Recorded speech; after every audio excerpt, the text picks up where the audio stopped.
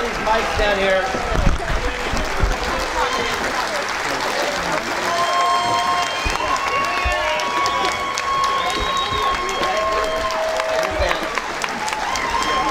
Now, thank you. Now, before we're going to open it up to questions and answers, have a seat. We're going to open it to questions and answers to give you a chance to get to know the cast and crew. But for the first time, many of them, this is the first time that they got to see the film themselves. Yeah. And by the way, again, a round of applause for our sponsor today, Income Store. Thank you very much for doing all this stuff. And I want to say thanks to just 4 simple people before we get started, for Shannon and Brenda for putting all this together, and the volunteer staff. Thank you very much. We'd like to thank Clarissa Burt for making this all happen. And then we have 3 major investors. Without them, this could never have been possible. So a big round of applause for Stephen and Kimberly Van Deventer. Thank you very much.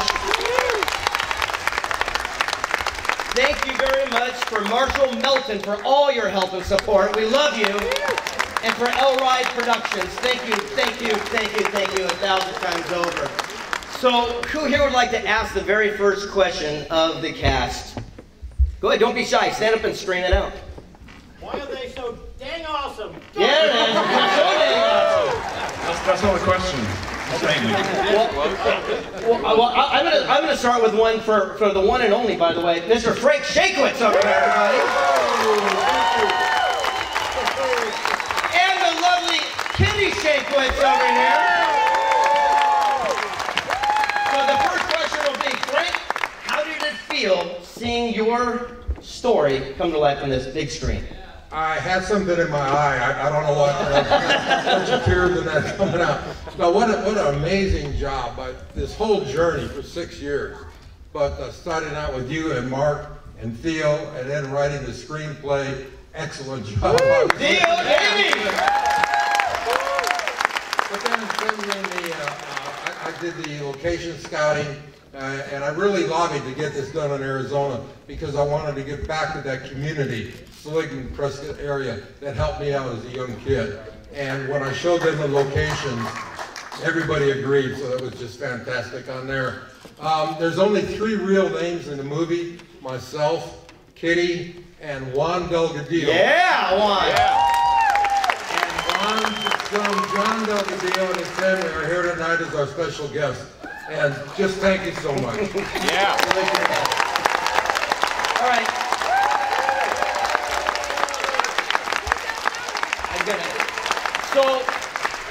So the first question, before we go to Andrew, because there's a great story and backstory, I gotta know, Kirby, how did it feel playing the real life Kitty? A round of applause, Kirby.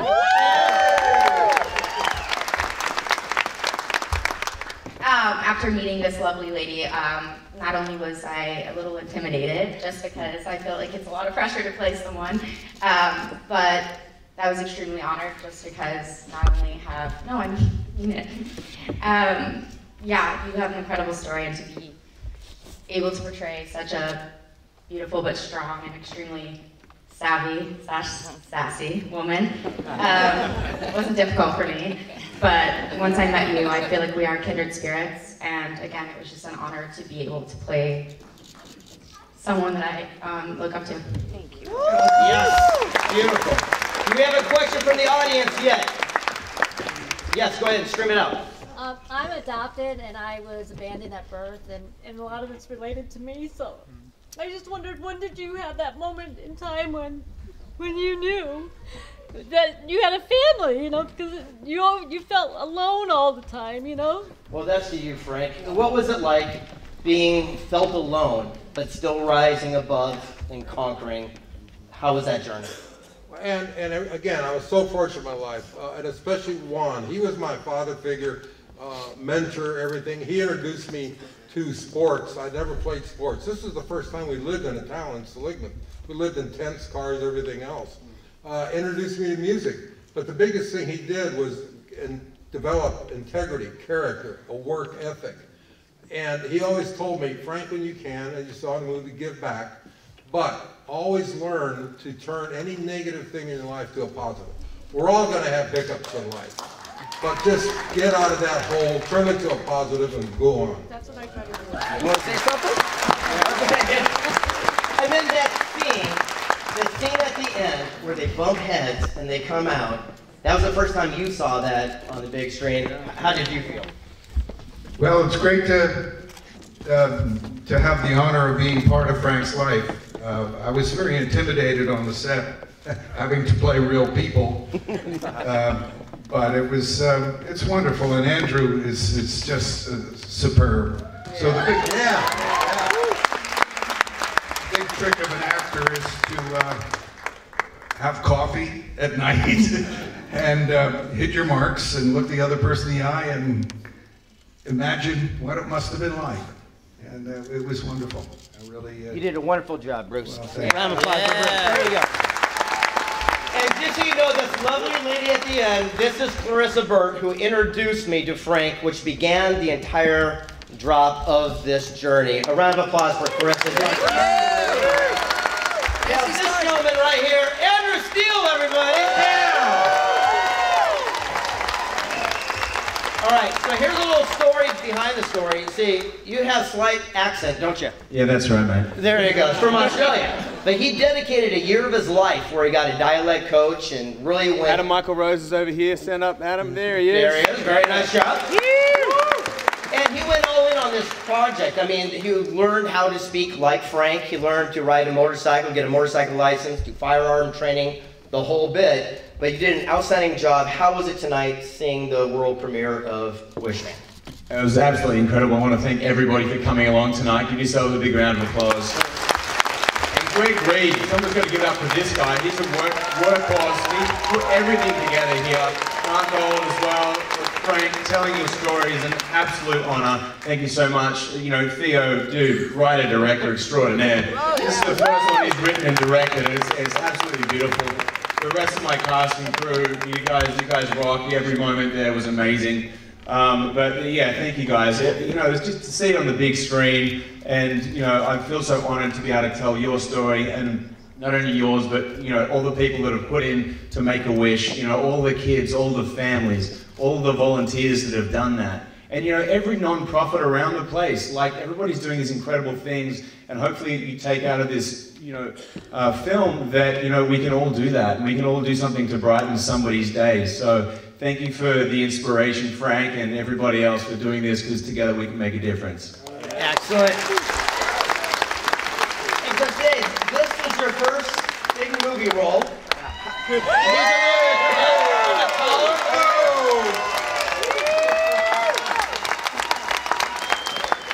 That had to be a little surreal for you. Talk to us about it. It was pretty hard listening to my voice that high. It was crazy. Well, you did an outstanding job, and we really, truly appreciate everything you did. And when we went on this journey, you know, when you're a first-time movie producer, and you're doing a film based on a real-life story, and we're doing all of our bit about casting, the very first face and name-recognized person that stepped into the plate and said, not only will I support you, but I'm going to give it every single thing I got, is Dale Dickey. Round of applause for Dale Dickey. Thank you. How did that feel, by the way? I'm very angry with you. No, that's beautiful. I tell you, I just was blown away by the movie. I you know, was just such a small part of it. It had so much fun being so nasty, but it was just gorgeous. And meeting Frank and Kitty on set and having them there and watching everyone come to life, and Greg and Marc, everybody, Theo, it was just a beautiful, beautiful experience. So I'm glad I could be a tiny part. Anytime you need you know, a badass, I'm there for you. And someone who had a big role with a big heart, Mr. Robert Pine. Yeah! This was a real, a wonderful adventure. And of course, when they called, they had me read the script, and said, oh!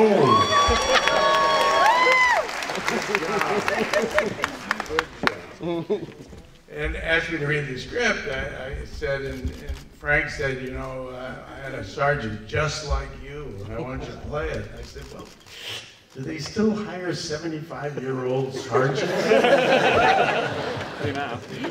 And so it's a part I've played for a long time. So, but to play, be a part of this story, which is so inspiring, and it's just a no-brainer. And I've written.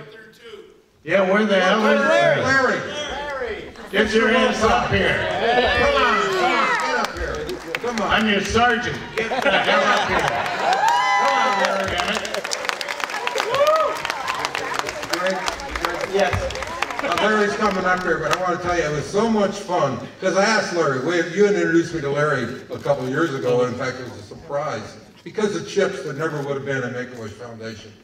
And when we started this, I contacted Larry and I said, will you please do a cameo, something in there? But to have these two together again, that was so much fun. I mean, it was like chips all over again. There he is. Very welcome. And if we didn't have enough miracles, he has risen. Christian's still here, everybody. Yeah, it was really cool seeing this. It was pretty neat to see yourself on the big screen. Yeah, I'm really excited. Well, you did a great job, and we thank you very much. And again, a round of applause for Larry Wilcox. Yeah! Somebody asked me about that cameo you gave me, and I said, I made the movie. It was 4 lines. Anyway, great job. Congratulations, everybody. God bless you. Thank you. Great. Now, the big question is, what's it like to play such an incredible, powerful role like Frank's mom? I gotta tell you, just watching it, it's mesmerizing because you're such a sweet lady. Yeah, you see that on screen. Put your hands together for Faye. Unbelievable. I can't say much. I've had that 100-day cough that everyone is talking about that lasts forever, so I'm not going to say too much. But you know, the thing about playing these kind of roles is understanding what's the motivation. You know, where is this pain coming from? And everybody always has heartache and trauma to drive them to be that kind of person. So that's what I try to tap into with Lorraine. And what's so beautiful, when I met Frank and he talked about how they reconnected later, I think that power and that message of forgiveness is so important in this. You know, there's so many themes in the movie that, you know, in terms of faith and community and helping people out, and also forgiveness is a really big one. So it was an honor to play her, and you know, she's complicated and it's fun to be.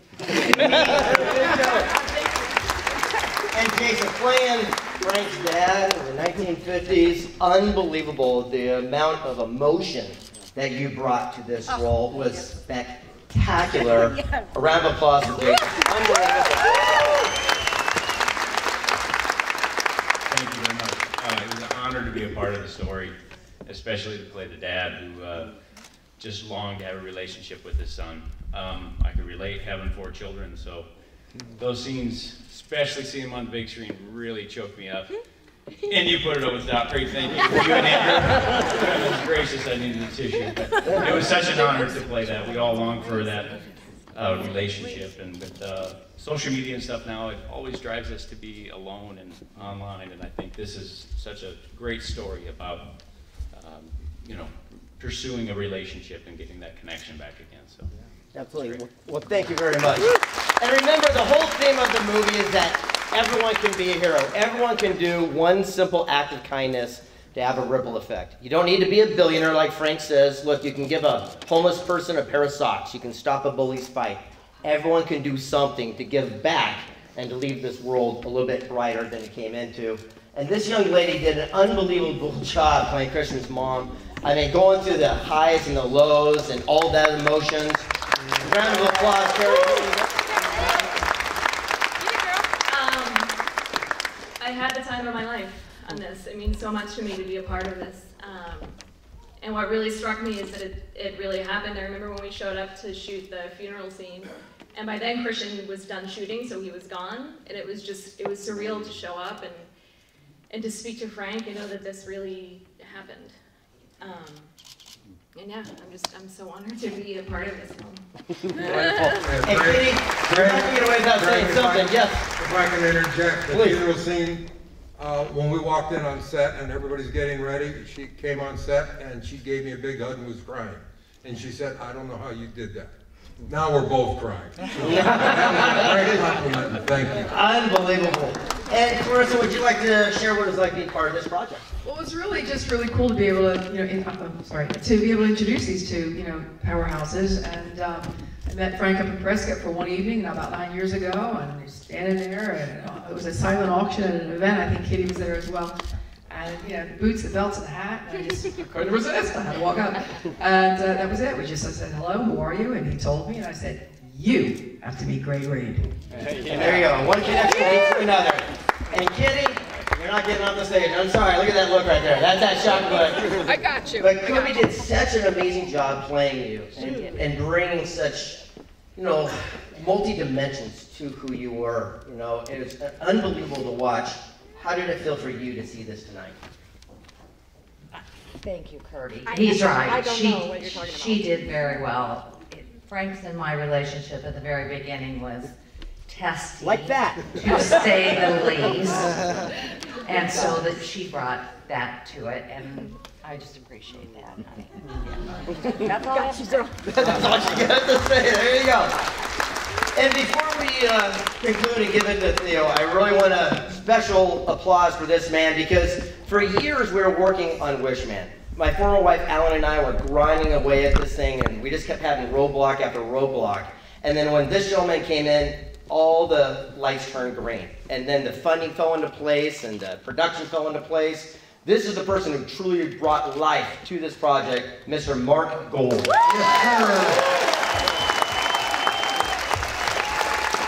Thank you, and the most amazing producing partner, but the passion, the pain that we went through every day on set, once we kind of got everything going, it wasn't over, and we kind of made it through.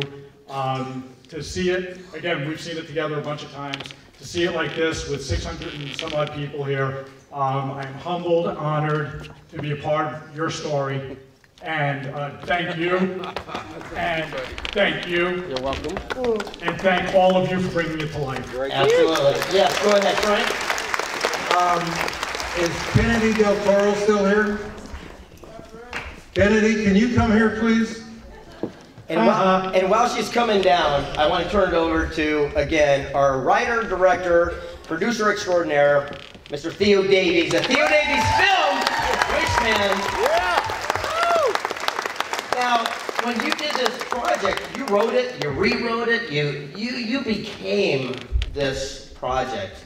And, sure, people see on the surface what you did, but behind the scenes, working till 3 o'clock in the morning and adjusting every single line, making sure everything was correct to the best of your ability was just unbelievable. How was it for you to go along this quest? Yes, it's been a hell of a journey. It's 6 years, as we said, which is a long time, but I think if something is worth fighting for, then it's worth it in the end, and that was the finished product. The blood, sweat, and tears. It kind of, you forget all that when you see it on the big screen and you see all the. This is what's great about movies. The magic is on the screen. You don't see the work that goes into it, which is why I want to thank all the crew as well who turned up today. All your the crew for Wishman's in the house. So you don't often see all that stuff on the screen.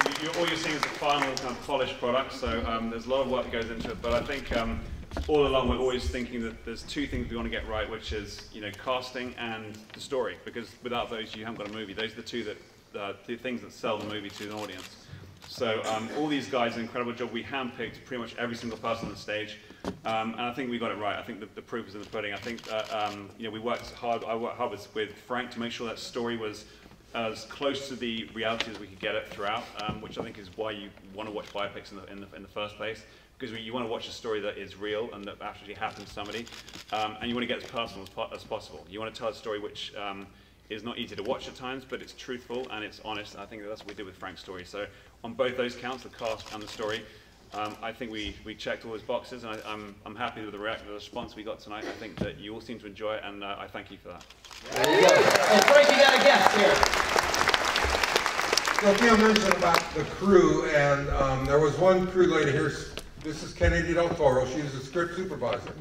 And every morning, her and I would meet for the first thing in the morning on set, and we would go over the scenes for the day, the continuity, everything else to make sure it matched what we were going to do.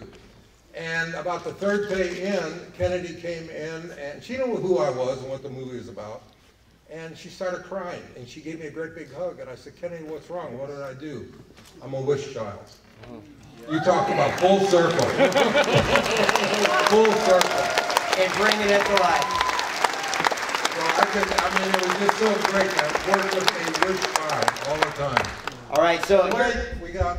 Yeah, for that.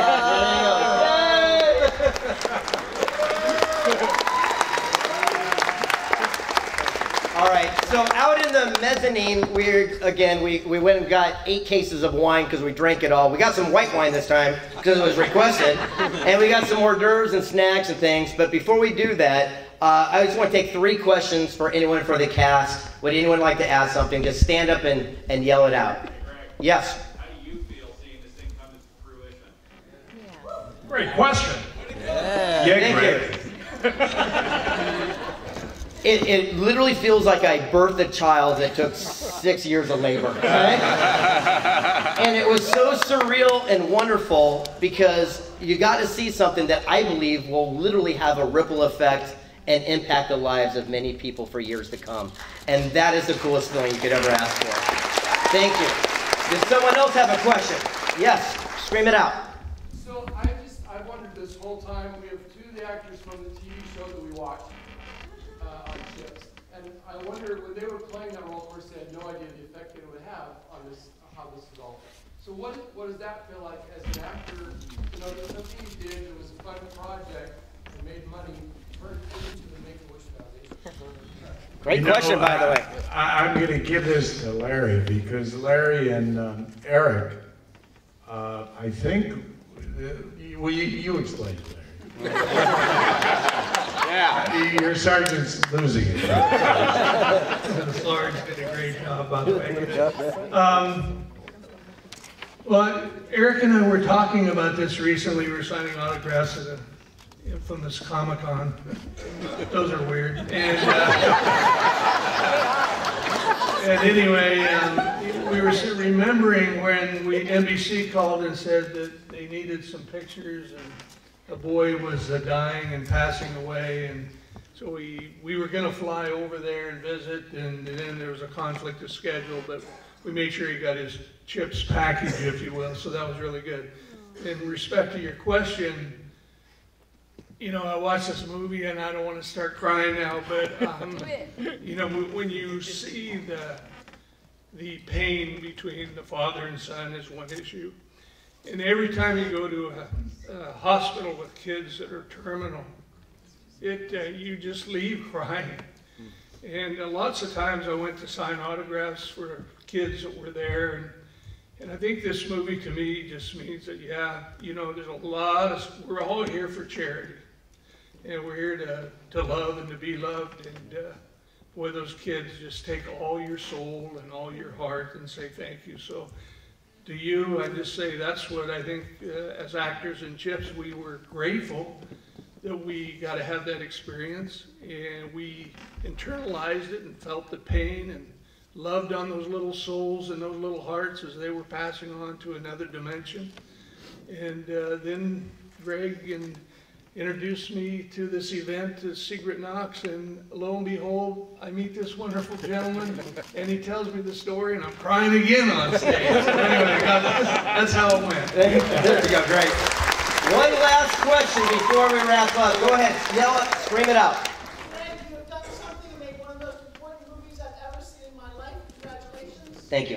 To Frank, your story touched so many of us in a way that we can't even imagine. And my question is to you.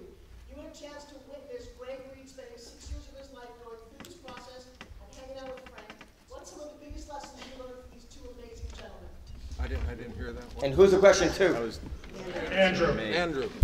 Yeah. Look, I think, you know, never give up. Set your goals, set your dreams, and just go forth and achieve them. And I think also for Frank, you know, it's definitely, you know, giving back and, you know, causing a ripple effect that can change the world.